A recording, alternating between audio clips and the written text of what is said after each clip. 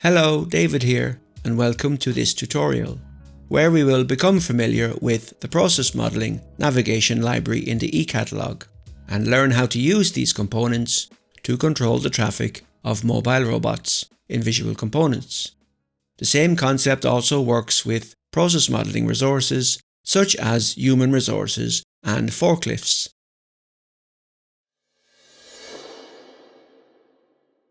When following any tutorial, check the lesson in the Visual Components Academy, and if the Download Files option appears, you can download the example files. In this tutorial, we will configure this layout and learn how to use pathway areas to define the navigation mesh, learn how to make resources queue to a process, avoid collisions and prevent traffic jams, and how to force a resource to go to charging or idling.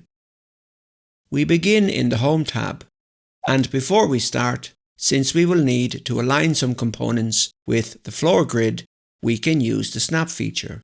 So from the Grid Snap section of the ribbon above, we will disable Automatic Size and enable Always Snap with a size of, for example, 200 mm. Note that when connecting any physical interfaces, for example, when using conveyors and the PNP tool, remember to disable the Always Snap option. So in this example layout, let's first select the mobile robot transport controller and move it here for a while, so it can be an obstacle for the mobile robots to avoid. And with the transport controller selected, so we can see its component properties on the right, when we run the simulation, we can see that the mobile robots are colliding with each other. However, they are avoiding all possible obstacles that might be in the way, including the transport controller. This is because of the navigation mesh that is automatically generated in the background when the simulation starts, if in the default tab of the component properties, Use Global Area is selected or pathways are connected. We will discuss using pathways later on in this tutorial. The navigation mesh can be visualized by clicking the Show Navigation Mesh button at the base of the Properties panel. The navigation mesh includes nodes and links. The grey nodes are created when the simulation starts, based on the pathways and obstacle clearances. The blue nodes are added dynamically while the simulation is running, at each start location and destination, and the links are connecting the nodes, and they are used by the resources for traveling. And now resetting the simulation, which will also clear the navigation mesh. If we deselect Use Global Area and no pathways are connected, and we run the simulation, the resources will ignore the navigation and go straight through the obstacles, like in this example, through the transport controller. And resetting the simulation, next let's look at the obstacles in more detail. We will first undo all the changes we have made by returning the transport controller to its original position in the layout and enable Use Global Area. And now we can run the simulation again. By default, all static components are defined as obstacles. They can be excluded by adding them to the Exclude Obstacles list in the properties of the transport controller. For example, you could add anything that may not actually exist, such as statistics-related elements or something that may not be an actual obstacle, such as the light from a light curtain. The Show Obstacles button at the base of the Properties panel allows us to visualize the obstacles in the 3D view while the simulation is running. Hard bounds of the obstacles are shown in transparent red, and the clearance around them in transparent yellow. The clearance is an area the resources do not travel to, unless the move target is inside this area, and the clearance size is defined with the obstacle horizontal clearance and obstacle vertical clearance.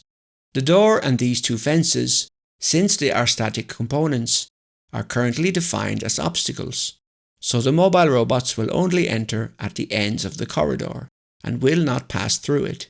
However, since the mobile robots could travel under these fences or through this door, we can add them to the precision obstacles list.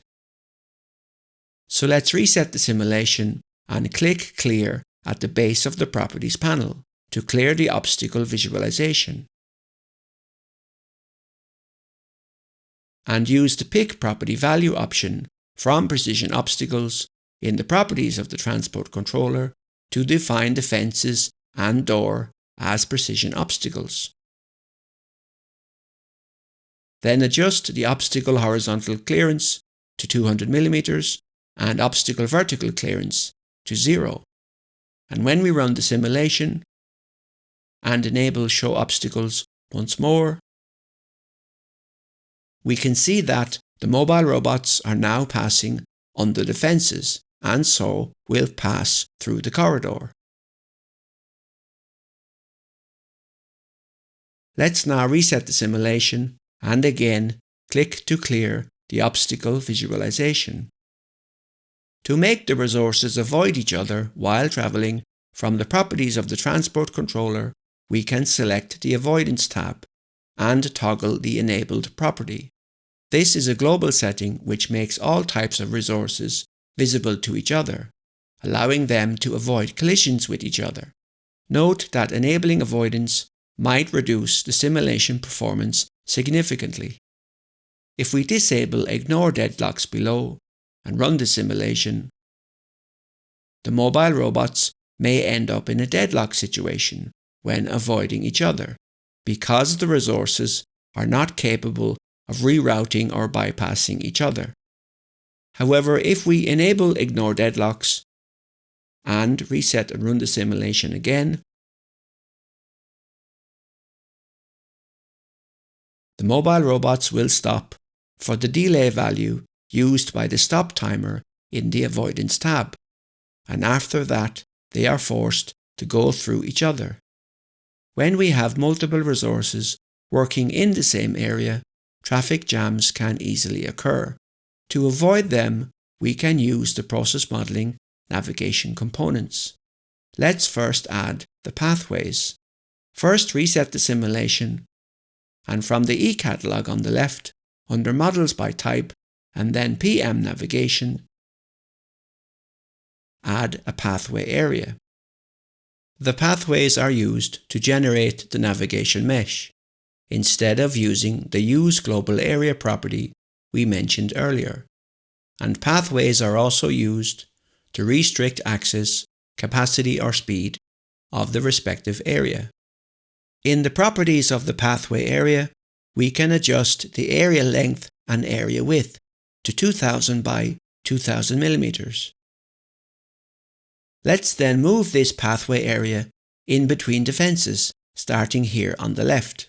And since we have Grid Snap enabled above, it should snap to the area below the fence. We are going to create a pattern of 5 by 5 tiles, so selecting the Pattern tool from Tools in the ribbon above, with Pattern along the plus x-axis and a count of 5 tiles, click Apply.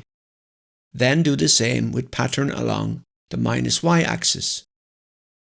We can then close the Pattern tool wizard using the Close button below on the right. We will then remove any tiles that won't be required in the area. So selecting this pathway area and holding the Control key, click to multi-select these 6 pathway areas from the pattern and delete them. We are then going to add a curve to this corner. So from PM Navigation, we will add a pathway curve, and using the PNP tool, click on the blue ring and rotate it 180 degrees. When rotating an object, if you place your mouse cursor on the degrees of rotation indicator that appears, a ring appears that allows you to rotate the object in 5-degree increments, making it easier to select, for example, 180 degrees. Then move and snap it to this position, and from its properties, adjust its area width to 2000 mm. Later we will set up these 2 pathway areas as idle locations for the mobile robots.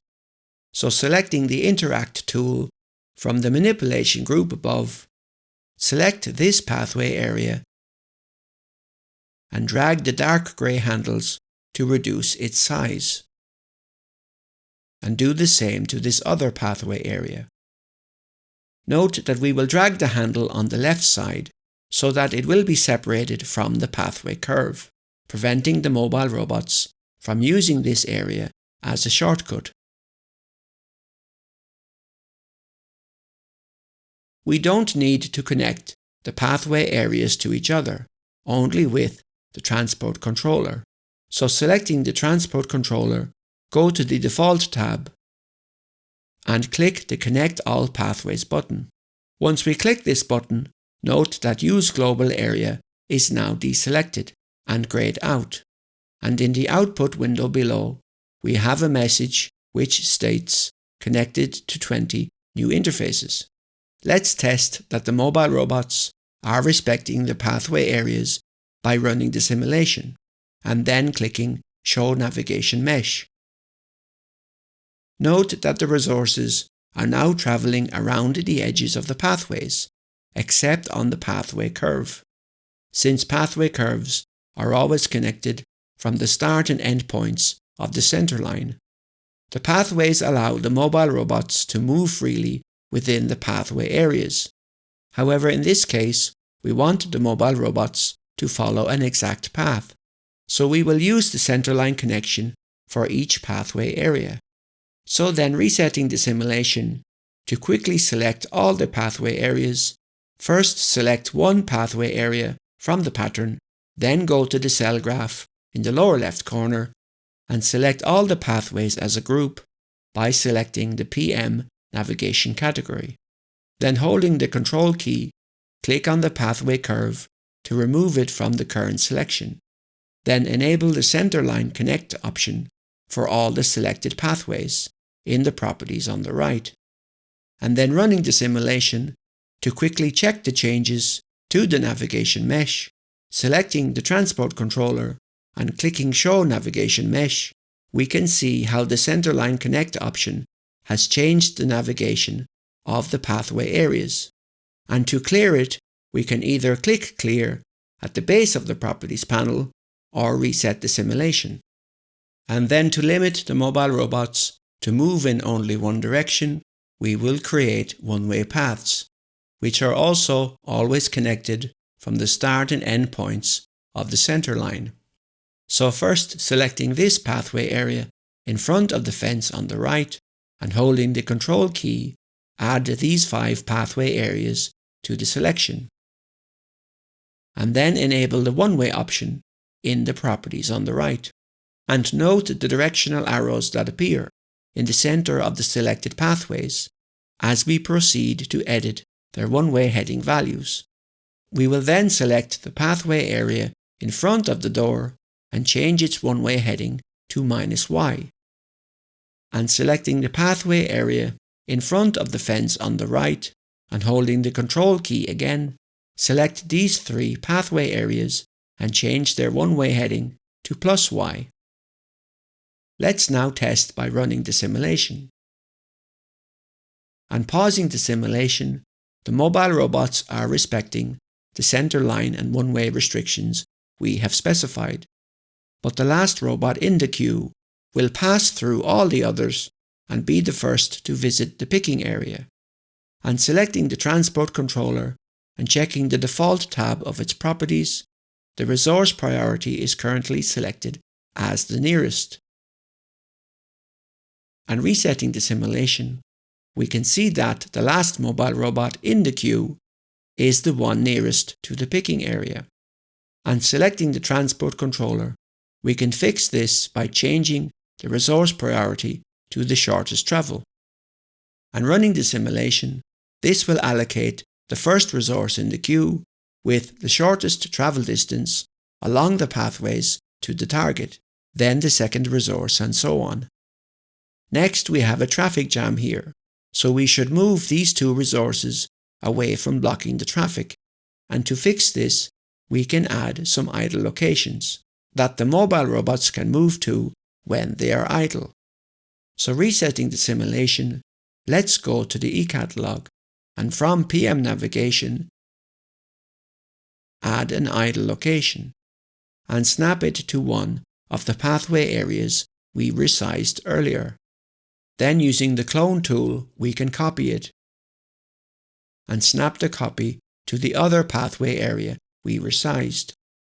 Then to connect these two idle locations, select the transport controller and from its properties in the Default tab, click the Connect All Idle and Charging Locations button, and then run the simulation. And now the last two mobile robots in the queue will go to idle after the time to idle delay. And selecting a mobile robot that is currently idling, from its properties we can see that the time to idle delay is currently 10 seconds and its current state is idle. And in the Power tab, which displays more battery status, we can see that the current capacity is going down with the rate defined by the idle consumption per hour. And to increase the battery level when idling, we can enable Charge on Idle. So resetting the simulation, select the mobile robot and holding the Control key, select all four. And from the Power tab, enable Charge on Idle. And also we need to add a charging location from PM Mobile Robot Utilities in the eCatalog or enable charging in the idle locations. So then selecting one of the idle locations and holding the Control key, select the other. And from Properties, enable Charger. Then running the simulation.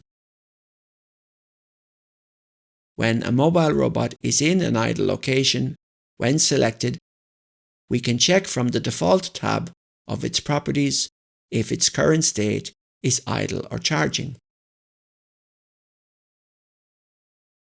So now there are only 2 idle locations for 4 mobile robots, which means that if 3 of them are idling, the third one is stopping at a place that could potentially block the traffic from the mobile robot that is busy.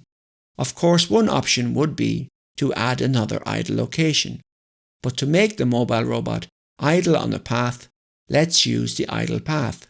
First we will reset the simulation, and in the eCatalog, from PM Navigation, add an idle path component and place it between the 2 idle locations.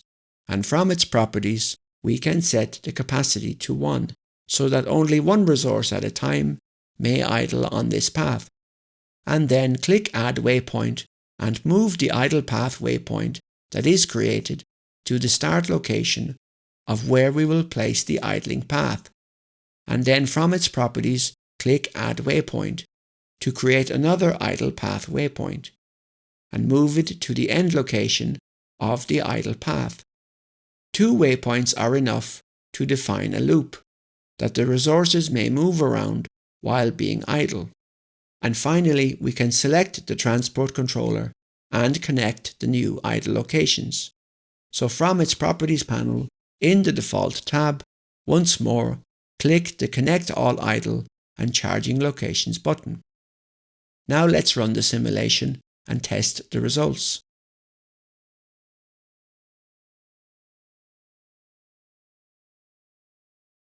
Note that the mobile robots are now using the full corridor space and exiting through the door along the one-way path we created. And now we can see that after around 2.5 minutes, the mobile robots begin to idle along the path. The next focus area within the simulation are the collisions that may occur around the tight picking area, and these we can avoid by controlling the capacity of the pathways. So then selecting the pathway closest to the picking area and holding the Control key, add these 2 pathways to the selection. Then from Properties, enable Limit Capacity and set it to a value of 1, which will set each of these 3 pathway areas to allow a maximum of 1 resource on each pathway at a time.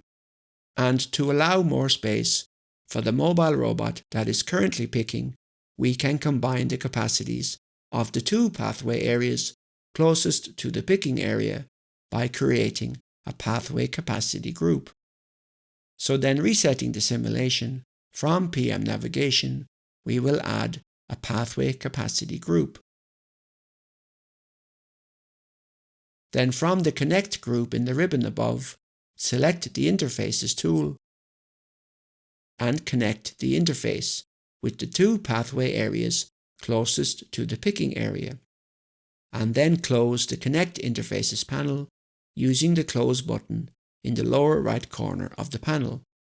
To quickly open and close the Connect Interfaces panel, select, for example, the Pathway Capacity group, and from the Quick menu that appears, click the Interfaces button. And to close it, click Close on the right, or click Interfaces from the ribbon above. Let's now run the simulation. And finally, we can check how to use the Pathway Area Sensor to open and close the door automatically. So resetting the simulation, from PM navigation, let's add a Pathway Area Sensor and place it in this space close to the door. Then using the Quick menu, select the Interfaces tool. Before we connect the interfaces, let's first rotate and adjust the camera position, making it a little bit easier to see the pathway areas in the corridor.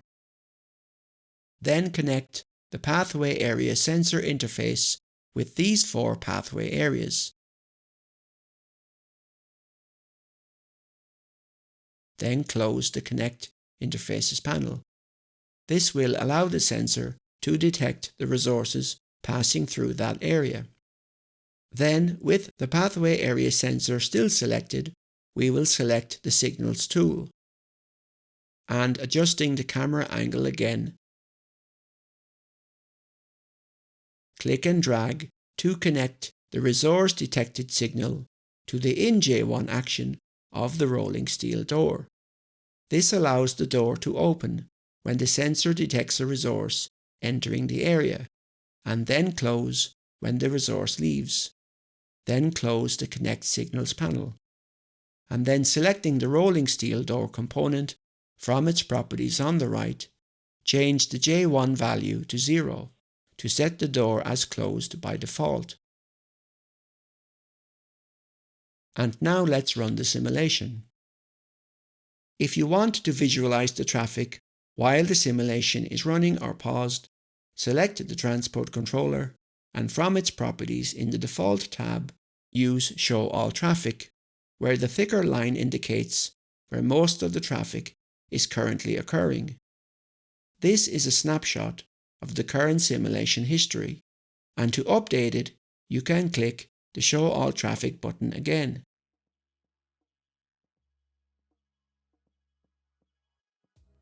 For more information on using some of the components included in this tutorial, check out the Process Modeling Resources Manual on the Academy, which we will link to in the video description.